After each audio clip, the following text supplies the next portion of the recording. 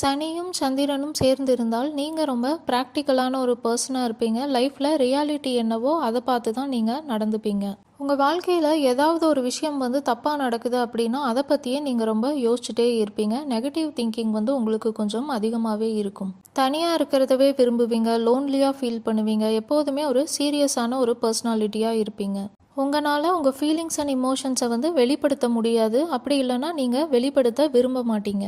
உங்களுக்குள்ள நிறையா கோபங்கள் இருக்கும். நீங்கள் வெளிக்காட்டாமல் வச்சுருப்பீங்க. ஆன்மீகத்தில் ஆர்வம் வர்றதுக்கும் வாய்ப்பு அதிகமாகவே இருக்குது. உங்கள் மைண்டு நிலையானதாக இருக்கும். எந்த விஷயத்தை எப்படி பார்க்கணும், எதுக்கு எவ்வளோ முக்கியத்துவம் கொடுக்கணும், இது எல்லாமே உங்களுக்கு தெரியும். உங்கள் ஜாதகத்தில் நல்ல அமைப்பில் இருக்குது அப்படின்னா நீங்கள் ஒரு நல்ல டீச்சராக இருக்கிறதுக்கான வாய்ப்பும் இருக்குது. நீங்கள் டீச்சராக இருக்கீங்க அப்படின்னா பாசிட்டிவ் அண்ட் நெகட்டிவை லைஃப்பில் எப்படி பேலன்ஸ் பண்ணணும் அப்படிங்கிறத நீங்கள் கரெக்டாக சொல்லி கொடுப்பீங்க. உங்கள் சுய ஜாதகத்தில் அமைப்பு சரியில்லை அப்படின்னா நீங்கள் ரொம்ப டிப்ரெஸ்டாக ஃபீல் பண்ணுவீங்க. நிறைய விஷயத்த நினச்சி ஒரி பண்ணுவீங்க. இந்த உலகத்துக்கும் உங்களுக்கும் எந்த சம்பந்தமும் இல்லாத மாதிரி உணர்வீங்க. அம்மா கூட உங்களுக்கு பிரச்சனைகள் இருக்கலாம். ஒன்றாவே இருந்தாலும் அவங்க கூட உங்களுக்கு அட்டாச்மெண்ட் இருக்காது. இல்லைனா பிரியற சூழ்நிலை வரலாம். நீங்கள் அம்மா கிட்ட இருந்து நினைக்கிற பாசம் உங்களுக்கு கிடைக்காது. அந்த இமோஷனல் ஃபுல்ஃபில்மெண்ட் இருக்காது.